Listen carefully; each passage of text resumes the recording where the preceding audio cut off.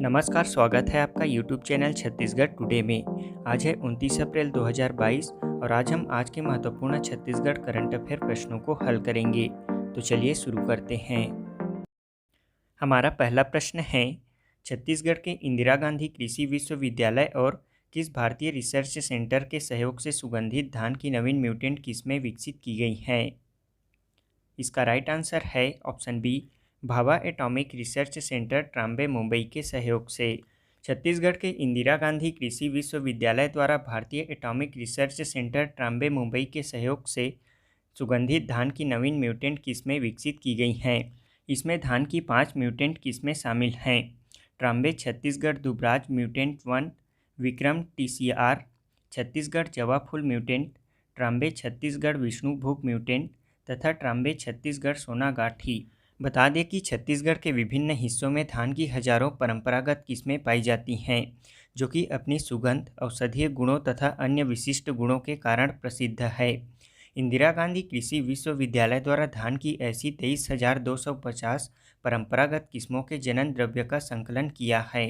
प्रदेश में धान की परंपरागत सुगंधित किस्मों की दीर्घ अवधि, अधिक ऊंचाई तथा कम उपज की वजह से धीरे धीरे किसानों ने इनकी खेती करना कम कर दिया। इन समस्याओं को देखते हुए इंदिरा गांधी कृषि विश्वविद्यालय रायपुर द्वारा Bhabha Atomic Research centre Mumbai के सहयोग से म्यूटेंट ब्रीडिंग के द्वारा सुगंधित धान की परंपरागत किस्मों की अवधि और कम ऊंचाई तथा उपज बढ़ाने के प्रयास किए जा रहे हैं और इसी के तहत इन 5 किस्मों को विकसित किया गया है। अगला प्रश्न है, छत्तीसगढ़ शासन द्वारा निजी विश्वविद्यालयों की स्थापना एवं संचालन के लिए गठित किए गए आयोग का क्या नाम है? इसका राइट आंसर है ऑप्शन डी, निजी विश्वविद्यालय विनियामक आयोग। प्रदेश में निजी विश्वविद्यालयों में सूचना के अधिकार अधिनियम 2005 के अंतर्गत प्राप्त होने वाले प्रकरणों का त्वरित निराकरण होता रहे, इसके लिए आयोग कार्यालय में 1 दिवसीय कार्यालय एवं व्याख्यान का आयोजन किया जा रहा है। अगला प्रश्न है, हाल ही में पिछले दिनों उद्यानिकी एवं वानिकी विश्वविद्यालय के प्रथम कुलपति कौन नियुक्त किए गए हैं? इसका राइट आंसर है ऑप्शन ए, रामलखन खरे। छत्तीसगढ़ की राज्यपाल अनुसुईया उइके द्वारा रामलखन खरे, जो कि संयुक्त संचालक कृषि, छत्तीसगढ़ राज्य जल संग्रहण क्षेत्र प्रबंधक संस्था, गोधन न्यायसेल मंत्रालय नवा रायपुर को महात्मा गांधी उद्यानिकी एवं वानिकी विश्वविद्यालय पाटन दुर्ग का प्रथम कुलसचिव नियुक्त किया गया है। इस नियुक्ति का आदेश राज्यपाल के उप सचिव द्वारा जारी कर दिया गया है। बता दें कि महात्मा गांधी उद्यानिकी विश्वविद्यालय की स्थापना सन 2020 में की गई थी। यह पाटन दुर्ग में स्थित है। यह विश्वविद्यालय छत्तीसगढ़ का प्रथम उद्यानिकी विश्वविद्यालय है। दिसंबर 2021 में डॉक्टर रामशंकर कुरिल को इस विश्वविद्यालय के पहले कुलपति बनाए गए हैं। अगला प्रश्न है, छत्तीसगढ़ के किस स्थान में नए प्लास्टिक पार्क का निर्माण किया जाएगा? इसका राइट आंसर है ऑप्शन सी, सरोरा रायपुर में। प्रदेश के राजधानी नवा रायपुर अंतर्गत सरोरा में 32 एकड़ का नया प्लास्टिक पार्क का निर्माण किया जाएगा। इसके लिए जमीन अधिग्रहण की सूचना जारी कर दी गई है। यहाँ बिरगांव के आसपास 700 से अधिक ज़्यादा छोटी बड़ी फैक्ट्रियाँ होने की वजह से ज़मीन की कमी पड़ गई, जिसके कारण अब यह राज्य सरकार ने सरोरा में नया प्लास्टिक पार्क बनाने का निर्णय लिया है। बता दें कि छत्तीसगढ़ में पहला प्लास्टिक पार्क का निर्माण तिल्दा रायपुर में किया गया है और दूसरे नंबर का प्लास्टिक पार्क खैरजीटी राजनांदगांव में किया गया है। केंद्रीय रसायन और उर्वरक मंत्रालय ने देश भर में 10 प्लास्टिक पार्क बनाने की मंजूरी दी है।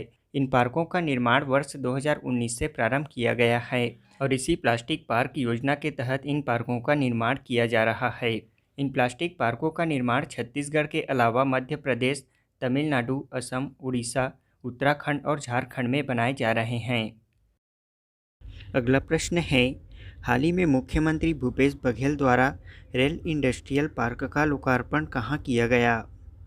इसका राइट आंसर है ऑप्शन बी, भिलाई के हथखोज में। मुख्यमंत्री भूपेश बघेल ने औद्योगिक क्षेत्र भिलाई के हथखोज में नवनिर्मित रेल इंडस्ट्रियल पार्क का लोकार्पण किया। इस रेल पार्क में 22 भूखंड हैं। इस रेल पार्क में 8 करोड़ 40 लाख रुपए की लागत से CC road, pipeline, overhead, street light आदि की व्यवस्था सुनिश्चित की गई है। वहीं बेहतर इंफ्रास्ट्रक्चर होने का लाभ रेलवे के लिए उपकरण तैयार करने वाली यूनिटों को होगा। बता दें कि राज्य सरकार द्वारा प्रदेश में अब तक 167 एमओयू किए गए हैं। इनके माध्यम से 78,000 करोड़ रुपए की निवेश प्रदेश में प्रस्तावित है। इसमें 90 इकाइयों को लगाने की प्रक्रिया भी प्रारंभ हो गई है। अगला प्रश्न है, हाल ही में छत्तीसगढ़ की किस योजना को राष्ट्रीय एलेट्स इनोवेशन अवार्ड 2022 से सम्मानित किया गया है? इसका राइट आंसर है ऑप्शन बी, गोधन न्याय योजना को। छत्तीसगढ़ शासन की महत्वाकांक्षी गोधन न्याय योजना को राष्ट्रीय स्तर पर एलेट्स इनोवेशन अवार्ड से सम्मानित किया गया है। यह अवार्ड एलेट्स आत्मनिर्भर भारत समिट में छत्तीसगढ़ राज्य को कृषि में इनोवेशन कैटेगरी में यह अवार्ड प्रदान किया गया है।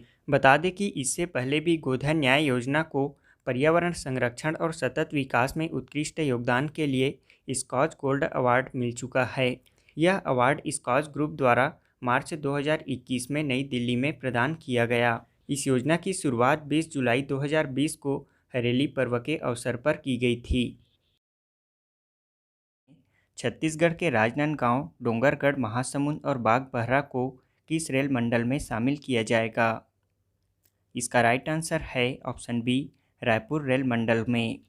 अगला प्रश्न है, छत्तीसगढ़ का पहला सी मार्ट कहाँ खोला गया है? इसका राइट आंसर है ऑप्शन डी, रायपुर में। अगला प्रश्न है, हाल ही में मुख्यमंत्री भूपेश बघेल द्वारा सर्जिकल विंग और हमर लैब का लोकार्पण कहाँ किया गया? इसका राइट आंसर है ऑप्शन बी, दुर्ग जिले में। अगला प्रश्न है, हाल ही में छत्तीसगढ़ के किस विभाग को CSI SIG का ई गवर्नेंस अवार्ड 2021 से सम्मानित किया गया है? इसका राइट आंसर है ऑप्शन सी, स्कूल शिक्षा विभाग को। अगला प्रश्न है, हाल ही में मुख्यमंत्री भूपेश बघेल ने किस जिले में हॉकी के प्रेमियों के लिए एस्ट्रोटर्फ बनाने की घोषणा की है? इसका राइट आंसर है ऑप्शन सी, दुर्ग जिले में। अगला प्रश्न है, छत्तीसगढ़ सरकार ने किस तिहार को माटी पूजन दिवस के रूप में मनाने का फैसला लिया है? इसका राइट आंसर है ऑप्शन बी, अक्ति तिहार को। अब हम पिछले क्विज का आंसर जान लेते हैं। पहला प्रश्न है, बालकों को किस परियोजना के उत्कृष्ट क्रियान्वयन के लिए 10 CSR एक्सीलेंस अवार्ड प्रदान किया गया है? इसका आंसर है मोर माटी मोर जल के उत्कृष्ट क्रियान्वयन के लिए। वेदांता समूह की कंपनी भारत एल्यूमिनियम कंपनी बालकों को कृषि और ग्रामीण विकास के क्षेत्र में फ्लैगशिप सामुदायिक विकास परियोजना मोर माटी मोर जल के उत्कृष्ट क्रियान्वयन के लिए 10 CSR जनरल एक्सीलेंस अवार्ड से सम्मानित किया गया है। यह अवार्ड बालकों को CSR जनरल एक्सीलेंस अवार्ड 2021 के चौथे संस्करण के अंतर्गत दिया गया है। इस परियोजना से प्रदेश में लगभग 850 एकड़ भूमि में सिंचाई सुविधाओं और फसल उत्पादन में बढ़ोतरी हुई है। वहीं परियोजना से लगभग 1000 किसान लाभान्वित हो रहे हैं। अगला